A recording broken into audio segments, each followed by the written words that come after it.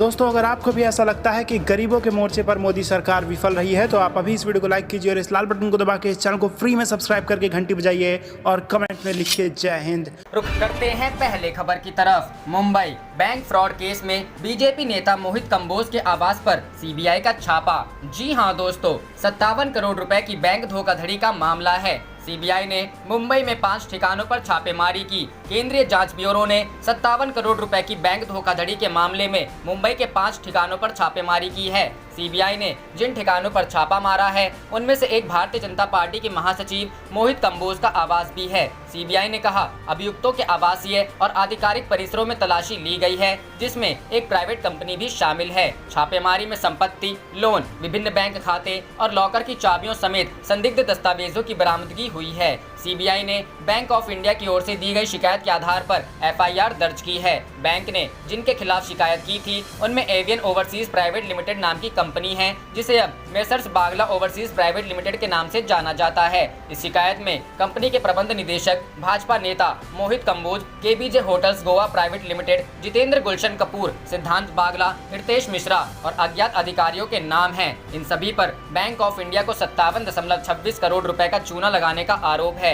जांच एजेंसी के अनुसार वर्ष 2013 से 2018 के दौरान एवियन ओवरसीज प्राइवेट लिमिटेड, इसके संबंध निदेशक मोहित कंबोज और अन्य अज्ञात अधिकारियों के साथ मिलकर कथित रूप से साजिश रची और बैंक ऑफ इंडिया को चूना लगाया। कंपनी को विदेशी बिल बातचीत की सीमा और निर्यात पैकेजिंग क्रेडिट सीमा को मंजूरी दी गई थी। सीबीआई ने कहा, इस साजिश के तहत इस निजी कंपनी को बैंक से 60 करोड़ रुपए की मंजूरी मिली। आरोप है कि मंजूरी का लाभ उठाते हुए कंपनी ने मंजूर धनराशि निकाल ली और दावे के समर्थन में जाली और मनगढ़ंत दस्तावेज पेश किए। इस साजिश की वजह से बैंक ऑफ इंडिया को 57.26 करोड़ रुपए का नुकसान हुआ। मोहित कंबोज भाजपा की मुंबई इकाई के महासचिव हैं, जिनके खिलाफ सीबीआई की आर्थिक अपराध शाखा जांच कर रही है। कंबोज 2016 से 19 के बीच भारतीय जनता पार्टी की मुंबई युवा शाखा के अध्यक्ष भी थे। अगस्त 2019 में उन्हें मुंबई भाजपा का महासचिव नियुक्त किया गया था। रुख करते हैं अगली खबर की तरफ। रक्षा मंत्री के शोक संदेश पर राहुल गांधी बोले, 2 दिन क्यों लग गए। जी हां दोस्तों, सैनिकों के शहीद होने पर रैलियों को संबोधित क्यों किया गया। राहुल, 15 जून को गलवान घाटी में हुई हिंसक झड़प में 20 सैनिक हुए शहीद। कांग्रेस के पूर्व अध्यक्ष राहुल गांधी ने रक्षा मंत्री के शोक संदेश पर सवाल खड़े किए हैं। बुधवार को रक्षा मंत्री राजनाथ सिंह ने गलवान घाटी में शहीद हुए जवानों के लिए संवेदना व्यक्त करते हुए ट्वीट किया था।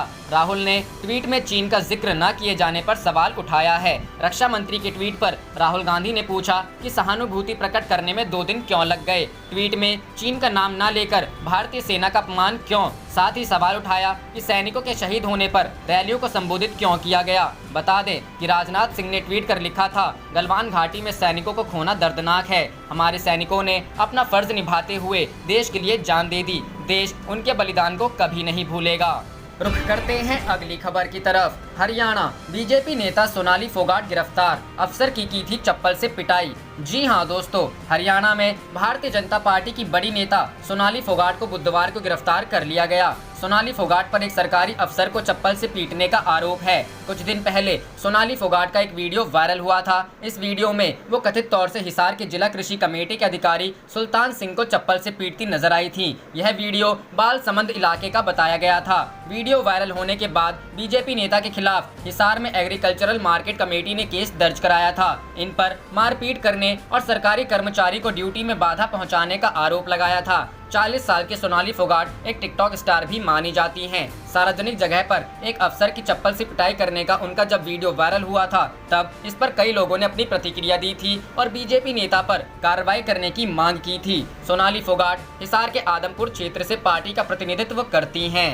रुख करते हैं अगली खबर की तरफ। बिहार, तेज प्रताप यादव हो सकते हैं राजद से एमएलसी के उम्मीदवार। जी हां दोस्तों, राष्ट्रीय जनता दल प्रमुख लालू प्रसाद के बड़े पुत्र, पूर्व मंत्री व महुआ के विधायक तेज प्रताप यादव राजद की ओर से विधान परिषद चुनाव में उम्मीदवार हो सकते हैं। दूसरे और तीसरे उम्मीदवार के लिए अति पिछड़ा और अल्पसंख्यक कोटे से भी किसी नेता पर पार्टी की मुहर लग सकती है। ऐसे अगर कोई सीट स्वर्ण हो गया तो राजपूत वर्ग की भी दावेदारी मजबूत है, क्योंकि एडी सिंह को राज्यसभा में भेजकर पार्टी ने भूमिहार जाति को प्रतिनिधित्व दे दिया है। विधान परिषद के 9 सीटों के लिए हो रहे चुनाव में विपक्ष को काफी लाभ होगा। जिन 9 सीटों पर चुनाव होना है वह सभी जेडीयू और भाजपा कोटे कोटे की हैं, लेकिन विधानमंडल में सदस्यों की संख्या के हिसाब से इस बार 3 सीट राजद को मिलना तय है। इसी के साथ कांग्रेस के खाते में भी 1 सीट जाएगी। शेष 5 में 3 जेडीयू और 2 भाजपा के खाते में जाएंगी। राजद को जो भी 3 सीटें मिलनी हैं, उसके लिए उम्मीदवारों की चर्चा तेज हो गई है। अंतिम रूप देने में थोड़ा वक्त लगेगा, लेकिन चर्चाओं पर भरोसा करें तो 1 सीट तेज प्रताप यादव के लिए तय है। वह इस बार विधानसभा चुनाव नहीं लड़ेंगे। दूसरी सीट अति पिछड़ा वर्ग के कोटे में जा सकती है। इस वर्ग से अति पिछड़ा प्रकोष्ठ के प्रदेश अध्यक्ष रामबली सिंह चंद्रवंशी का नाम सबसे आगे है। तीसरी सीट अगर अल्पसंख्यक समाज के खाते में जाती है तो शिवहर से लोकसभा चुनाव लड़ने वाले फैसल अली की दावेदारी मजबूत होगी। तीसरी सीट के लिए राजपूत उम्मीदवार बनाने की चर्चा भी तेज हो गई है। अगर इस समाज से किसी को उम्मीदवार बनाया जाता है तो प्रदेश अध्यक्ष जगदानंद सिंह और बिस्कोमान के अध्यक्ष सुनील सिंह उम्मीदवार हो सकते हैं। हालांकि सुनील सिंह ने कभी संसदीय राजनीति में अपनी रुचि नहीं दिखाई है, लेकिन पार्टी के साथ वह मजबूती से लंबे समय से जुड़े हैं। रुक करते हैं अगली खबर की तरफ। पीएम के साथ वीडियो बैठक में नहीं मिला सीएम सोरेन को बोलने का मौका, शुरू हुई सियासत। जी हां दोस्तों, पिछले दिनों राज्य के मुख्यमंत्रियों के साथ हुई पीएम की बैठक में झारखंड के सीएम को अपनी बात रखने का मौका नहीं मिला था। इस पर सीएम हेमंत सोरेन ने कहा था किनको बोलना है किनको नहीं बोलना है ये पीएम ऑफिस तय करता है। हमने सिर्फ सुना, हम अपनी बात लिखित रूप में पीएम तक पहुँचाएंगे। झारखंड के सीएम को झारखंड की बात नहीं रखने का मौका देने पर मंत्री मिथिलेश ठाकुर ने कहा ये जो चरित्र है हमेशा परिलक्षित किया जाता है कि हम किनके साथ कैसा व्यवहार कर रहे हैं। जो अभिभावक होते हैं तो सबको समान रूप से देखना चाहिए, खासकर कमजोर राज्य पर ज्यादा ध्यान देना चाहिए। हमारे राज्य की जो स्थिति है हर एक चीज स्पेशल चाहिए, पर हमारे राज्य को ही इग्नोर किया जाता है। अगर बीजेपी की यहाँ सरकार होती तो ये नौबत नहीं होती। उन्होंने आगे कहा कि पीएम अगर झारखंड को प्राथमिकता में रखते तो यहाँ के सीएम को बोलने का मौका मिलता। दूसरे राज्य के सीएम के साथ ऐसा व्यवहार किया जाता तो वीडियो कॉन्फ्रेंसिंग का बहिष्कार भी कर सकते थे, लेकिन हमारे सीएम ने पीएम की गरिमा का ख्याल रखा। मंत्री ने कहा कि यह केंद्र का दोहरा चरित्र दिखाता है जो लोकतंत्र के लिए ठीक नहीं है। झारखंड में जब से हमारी सरकार बनी है केंद्र की तरफ से दोहरी नीति अपनाई जा रही है। बीजेपी के राष्ट्रीय महासचिव अरुण सिंह ने जीएमएम के आरोप पर इतना भर कहा कि झारखंड हमेशा प्राथमिकता में रहा है और अनुदान भी दिया है। आज झारखंड की जनता महसूस कर रही है कि जब हमारी सरकार थी तब किस तरह विकास के काम हो रहे थे और शांति व्यवस्था थी। देश के सभी सीएम का पीएम पर विश्वास है। रुक करते हैं अगली खबर की तरफ। भारत चीन सेना के बीच हुई झड़प पर बिहार में सियासत तेज, आरजेडी कांग्रेस ने केंद्र पर साधा निशाना। जी हां दोस्तों, भारत और चीन सैनिकों के बीच हुई झड़प मामले को लेकर बिहार में सियासत तेज हो गई है। कांग्रेस नेता रविंद्र मिश्रा ने कहा कि हमारे 20 जवान शहीद हो गए, बिहार के जवान भी शहीद हुए हैं। इस मामले में पूरा देश एकजुट है। चीन की चाल को सभी जानते हैं, लेकिन हमारे प्रधानमंत्री इसका आकलन नहीं कर सके, जिससे देश को बड़ा नुकसान हुआ है और इसकी भरपाई नहीं की जा सकती है। वहीं जेडीयू प्रवक्ता राजीव रंजन ने कहा कि हमने बिहार के जवान खोए हैं। जेडीयू केंद्र सरकार के हर फैसले के साथ है। पीएम मोदी के नेतृत्व में पाकिस्तान को सबक सिखाया गया है, चीन को भी सबक सिखाया जाएगा।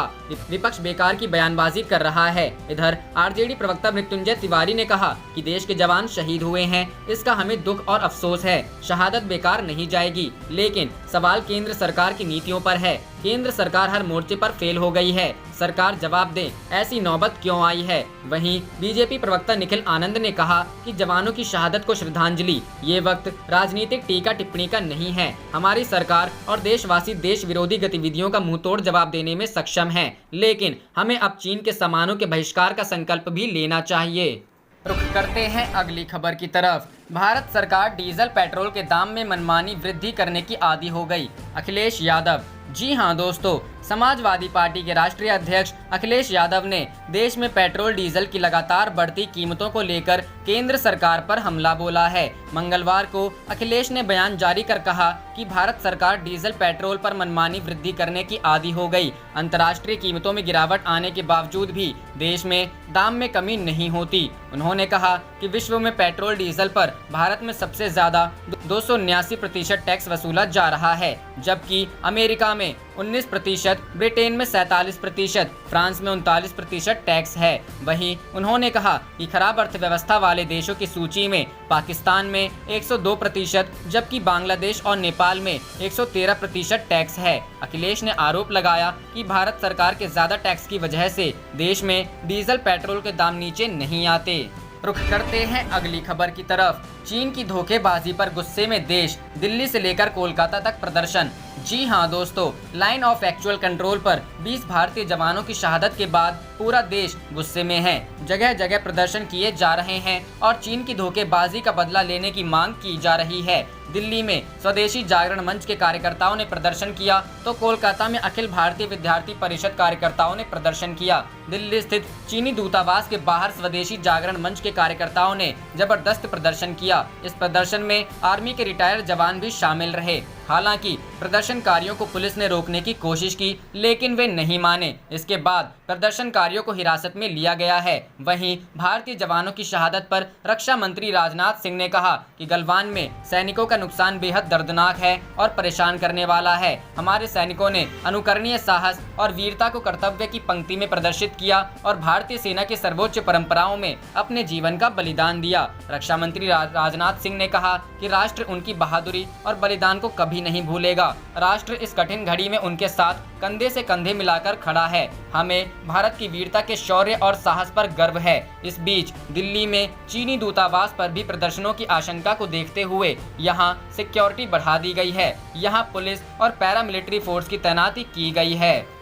रुख करते हैं अगली खबर की तरफ। डॉक्टरों और स्वास्थ्य कर्मियों को जल्द दी जाए पूरी सैलरी, केंद्र को सुप्रीम कोर्ट का निर्देश। जी हां दोस्तों, सुप्रीम कोर्ट ने डॉक्टरों और स्वास्थ्य कर्मियों को पूर्ण वेतन के भुगतान के लिए राज्यों, केंद्र शासित प्रदेशों को निर्देश जारी करने के लिए केंद्र को निर्देश दिया है। न्यायमूर्ति अशोक भूषण की अध्यक्षता वाली 3 न्यायाधीशों की बेंच ने स्वास्थ्य देखभाल कर्मियों को आवास प्रदान करने के लिए राज्यों को निर्देश जारी करने का भी निर्देश दिया। कोर्ट ने कहा कि कोविड मरीजों की देखभाल और इलाज से जुड़े किसी भी डॉक्टर या HCW को कम से कम 1 सप्ताह का क्वारंटाइन दिया जाना चाहिए। कोर्ट ने आगे कहा कि केंद्र सरकार चिकित्सकों को वेतन के भुगतान संबंधी आदेश का पालन करने के संबंध में रिपोर्ट 4 सप्ताह के भीतर जमा करे और चेताया कि आदेश का पालन नहीं करने को गंभीरता से लिया जाएगा। गौरतलब है कि देश में कोरोना का संक्रमण शुरू होने के बाद से ही डॉक्टरों और स्वास्थ्य कर्मियों ने पूरी लगन से पीड़ितों को उपचार किया है, जिस कारण हजारों लोग संक्रमण मुक्त भी हुए हैं। बता दें कि भारत में बीते 7 दिनों में संक्रमण के मामलों में 29.5% का उछाल देखने को मिला है।